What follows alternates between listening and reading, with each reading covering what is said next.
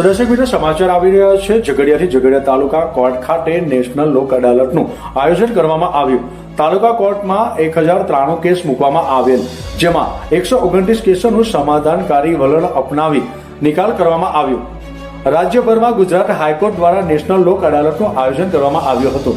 આ આયોજનને અંતર્ગત ઝઘડિયા તાલુકાના કોર્ટમાં પણ લોક અદાલતનું આયોજન ઝઘડિયાના તાલુકા લીગલ સર્વિસ કમિટીના ચેરમેન, સિનિયર પ્રિન્સિપાલ સિવિલ જજ અને ચીફ જ્યુડિશિયલ મેજિસ્ટ્રેટ કુમારી H.S. પટેલ તથા Jhagadia judicial LFK magistrate jetty પટેલના પ્રયાસથી કરવામાં આવ્યું હતું। ઝઘડિયા તાલુકા કોર્ટમાં આયોજન થયેલા લોક અદાલતને કુમારી H.S. પટેલ દ્વારા દીપ પ્રાગટ્ય કરી ખુલ્લું મૂકવામાં આવ્યું હતું। આ પ્રસંગે તાલુકા લીગલ સર્વિસ કમિટીના ચેરમેન H.S. પટેલે સૌને લોક અદાલતની શુભેચ્છાઓ પાઠવી હતી અને સૌનો સપોર્ટ મળ્યો તે બદલ આભાર વ્યક્ત કર્યો હતો।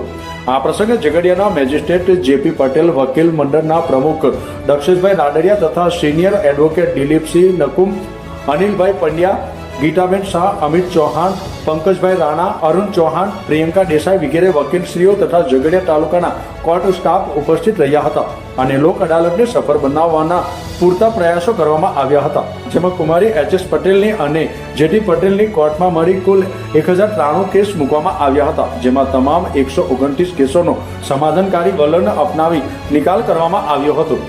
આ કેસોમાં money recovery, electricity, negotiable act વગેરેના કેસોનો સમાવેશ કરવામાં આવ્યો હતો। નઈમ દીવાનો રિપોર્ટ, ન્યૂઝ ટુડે, ઝઘડિયા।